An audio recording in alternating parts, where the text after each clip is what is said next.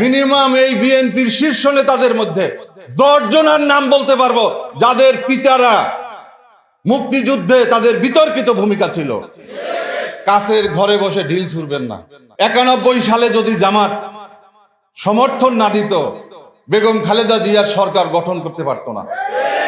2001 সালে 4 দলীয় জোট যদি সরকার গঠন করছে, জামাত ইসলামী সাথে ছিল, সেই জামাত ইসলামীর আজকে গা দিয়া নাকি গন্ধ আসে। আজকে তারা নাকি যুদ্ধ অপরাধীর দল। আজকে স্বাধীনতা বিরোধী, তাদের নাকি আজকে ক্ষমা চাইতে হবে। ভাই, এই 17 বছর তো পাশে বৈশা বৈশা মিটিং করলেন, তখন কেন ক্ষমার কথা বললেন না? আমরা জুলাই সনদ গণভোটের রায় এই বাংলাদেশে বাস্তবায়ন করব এবং করেই ছাড়বো ইনশাআল্লাহ। আজকে দুর্ভাগ্য, 4 মাসের মাথায় ফেস্টুন নিয়ে দাঁড়িয়েছে বালের জুলাই।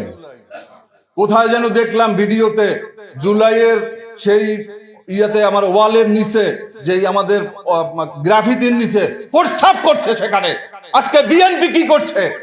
এই যে সবার মোবাইলে সোশ্যাল মিডিয়াতে গণহত্যার এত প্রমাণ, এত ছবি, এত ভিডিও, এত এভিডেন্স, এত কিছু থাকার পরেও একটা সন্ত্রাসী সংগঠন আওয়ামী লীগের বিচার কার্য কেন ধীর গতিতে চলছে? আমি এই জিনিসটা বুঝি যে গণহত্যাকারী ফ্যাসিস্ট শেখ হাসিনা এবং তার দোসরদের বিচার প্রক্রিয়াটাকে কচ্ছপের মতো গতিতে নিয়ে আসা হয়েছে।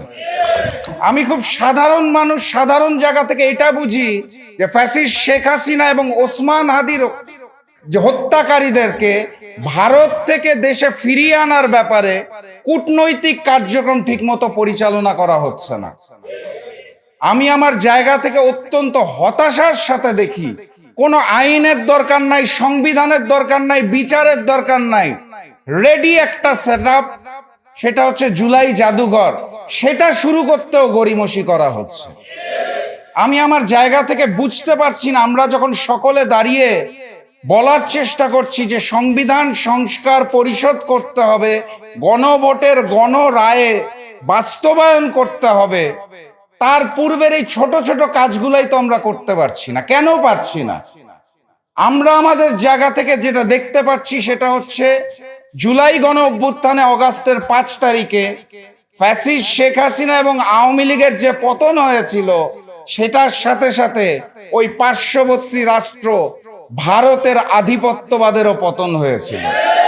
এবং এই বর্তমান পরিস্থিতিতে জুলাইকে অস্বীকার করা বিএনপি সরকারের পক্ষে তখনই সম্ভব যখন তারা নতুন করে ফ্যাসিস্ট হতে চায়, যখন তারা নতুন করে ভারতের সামনে মাথা নত করতে চায়।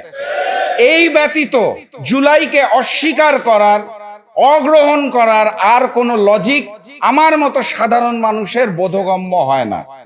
সম্মানিত সাথী এবং বন্ধুগণ, বক্তব্য দিব না, অনেক সিনিয়র নেতৃবৃন্দ আছে। আমি শুধু বলতে চাই, ওই যে ছোটবেলায় দেখতাম হচ্ছে যে শুনতাম, পড়তাম যে মুখে মধু অন্তরে বিষ। এখন এই বর্তমান অবস্থায় এসে দেখতে পাচ্ছি ওই হিন্দুস্তান আওয়ামী লীগ আর বিএনপি মিলেমিশে একাকার হয়ে গেছে। বিএনপি নেতাদের কথা শুনলে এখন মনে হয় যে মুখে জুলাই, অন্তরে নৌকার শীষ। নৌকার ধানের শীষ মিলে যে নৌকার শীষ হয়ে গেছে, তার বিরুদ্ধে বিপ্লব অনিবার্য। আপনাদের শুধু এই আহ্বান জানাই, দেখা হবে বিপ্লবে, দেখা হবে বিজয়ে। বিজয়ের পথে যাত্রা শুরু, জীবন অথবা মৃত্যু। আসসালামু আলাইকুম। একটা কথা আছে যে কার উসিলায় সিন্নি খাইলি মোল্লা চিনলি না। মাননীয় প্রধানমন্ত্রী, আপনি তো দেশে ছিলেন না, আপনি ভিডিও কলে মাঝে মাঝে আমাদের আন্দোলন দেখেছেন, আপনি আন্দোলন করেন নাই। আমাদের মাননীয় স্বরাষ্ট্রমন্ত্রী, তিনিও কিন্তু আন্দোলন করার সুযোগ পান নাই, তিনি ভিডিও কলে আন্দোলন দেখেছেন। এবং দীর্ঘ 9 মাস জাতীয় ঐক্যমত্য কমিশনে চমৎকারভাবে রাষ্ট্র সংস্কারের জন্য বিএনপি যেই ভূমিকা রেখেছে, কিন্তু রাষ্ট্র ক্ষমতায় যাওয়ার পরে তাদের এই ইউটার্ন জাতির কাছে একটা বেঈমানি হিসাবে চিহ্নিত হয়ে আছে। সংগ্রামী বন্ধুরা আমার, বক্তব্য আমাদের প্রধান অতিথি রাখবেন কেননা তিনি এত সুন্দর করে সাবলীল ভাবে জাতির সামনে উপস্থাপন করেন, এটা আমাদের দ্বারা শুনতে আমাদের খুবই বারবার তার বক্তব্য শুনি যে দেশ জাতির কল্যাণে তার যে চিন্তা, তার গবেষণা এবং তিনি যেভাবে নেতৃত্ব দিয়ে আজকে আমাদেরকে এই জায়গাতে নিয়ে আসছেন, এটা আমরা আল্লাহর কাছে শুকরিয়া আদায় করি।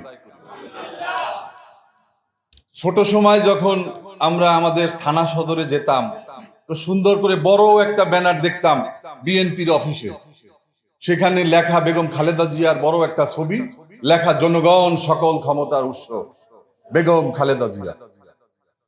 বিএনপির স্লোগানই হচ্ছে জনগণ সকল ক্ষমতার উৎস। কিন্তু সেই বিএনপি আজকে জনগণ ভোট দিল, তারা বলতেছে না সংসদ সার্বভৌম। আরে ভাই, জনগণ ভোট দিছে, একটা হচ্ছে গণভোট আর একটা হচ্ছে প্রতীকের উপরে ভোট, জাতীয় নির্বাচন। একই দিনে নির্বাচন, একই দিনে ব্যালটে, একই চিঠিতে আমন্ত্রণ জানালো, তারা একটা শপথ গ্রহণ করছে আর একটা শপথ নিবে না। এটা কি মামা বাড়ির আবদার? আজকে তো সাংবিধানিক ভাবে তো এই সংসদই প্রশ্নবিদ্ধ হবে যদি শুধুমাত্র সংবিধান সংবিধান করা শুরু করেন আপনারা।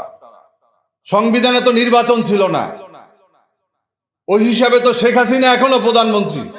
যদি সংবিধানের কথা বলেন, জুলাই আন্দোলন হয়েছে বলেই তো নির্বাচন হয়েছে।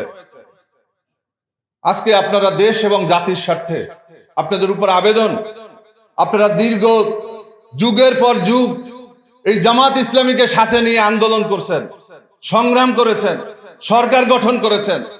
91 সালে যদি জামাত সমর্থন না দিত, বেগম খালেদা জিয়ার সরকার গঠন করতে পারত না। 2001 সালে 4 দলীয় জোট যদি সরকার গঠন করছে, জামাত ইসলামী সাথে ছিল, সেই জামাত ইসলামীর আজকে গা দিয়া নাকি গন্ধ আসে। আজকে তারা নাকি যুদ্ধ অপরাধীর দল, আজকে স্বাধীনতা বিরোধী, তাদের নাকি আজকে ক্ষমা চাইতে হবে। ভাই, এই 17 বছর তো পাশে বৈশা বৈশা মিটিং করলেন, তখন কেন ক্ষমার কথা বললেন না? বেগম খালেদা জিয়ার সাথে টেকনাফ থেকে তেতুলিয়া পুরোটা সময় 18 দলীয় জোট, সমমনা জোট, 20 দলীয় জোট, যেই মঞ্চে খালেদা জিয়া ছিল সেই মঞ্চেই আব্দুল কাদের মোল্লা, কামরুজ্জামান, মাওলানা মতিউর রহমান নিজামী, আল্লামা দেলোয়ার হোসেন সাইদি, আলী আহসান মুজাহিদ, প্রত্যেকের নাম ধরে ধরে তারপর তাদের মুক্তি চেয়েছেন। আজকে আপনারা তাদের বক্তব্য দেওয়ার সময় বলেন যে ক্ষমা চাইতে হবে। আরে ভাই, ক্ষমা তো আপনাদের উচিত।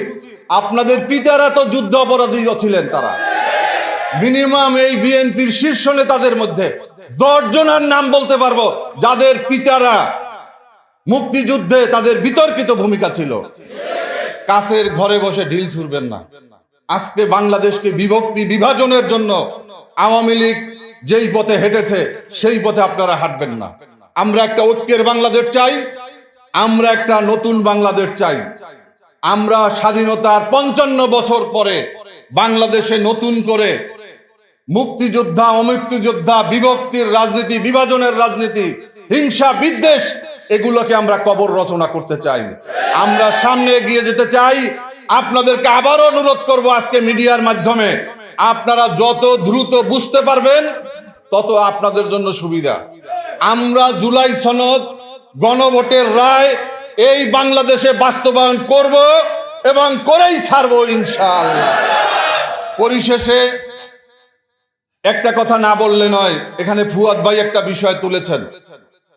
আজকে মিডিয়া ফ্যাসিস্টরা আজকে সক্রিয়, তারা আজকে ইনিয়ে বিনিয়ে জুলাইকে বিতর্কিত করার চেষ্টা করছে। আজকে দুর্ভাগ্য, 4 মাসের মাথায় ফেস্টুন নিয়ে দাঁড়িয়েছে বালের জুলাই। কোথায় যেন দেখলাম ভিডিওতে, জুলাইয়ের সেই ইয়াতে আমার ওয়ালের নিচে, যেই আমাদের গ্রাফিতির নিচে প্রস্রাব করছে সেখানে। আজকে বিএনপি কি করছে? তথ্যমন্ত্রীর কাজ কি? তাদের স্বরাষ্ট্রমন্ত্রীর কাজ কি? আজকে জুলাইয়ের প্রশ্নবিদ্ধ করার জন্য টিভি চ্যানেলগুলোতে টকশোর নামে যেভাবে আওয়ামী লীগকে পুনর্বাসনের প্রচেষ্টা চলছে, এগুলো যদি বন্ধ না করে আমাদের ক্ষতি হবে না, ক্ষতি হবে বিএনপির। কারণ আওয়ামী লীগ বাংলাদেশে আসলে তারা যেই সমস্ত জায়গাগুলো দখল করে আছে তারা যেই সমস্ত জায়গাতে অবস্থান করে আছে, আওয়ামী লীগের নেতা কর্মীদের বাড়ি ঘর ব্যবসা প্রতিষ্ঠান সব কিন্তু ছেড়ে দিতে হবে। আর রাজনীতি থেকে আর আওয়ামী লীগও বাংলাদেশে আসলেই যে ক্ষমতায় আসবেন এটা মনে করেন না। বিএনপি কিন্তু 19 বছর পর ক্ষমতায় গেছে। বাংলাদেশের জনগণ সাহস ভেঙে গেছে। হাসিনার মতো মানুষ সেই 4 তারিখেও মানুষ কল্পনা করে নাই হাসিনার পতন হবে, হাসিনার মৃত্যু ছাড়া। মানুষের সাহস ভেঙে গেছে। আওয়ামী লীগকে যখন পেরেছে, আপনাদের কেউ সমস্যা হবে না। ধন্যবাদ সবাইকে।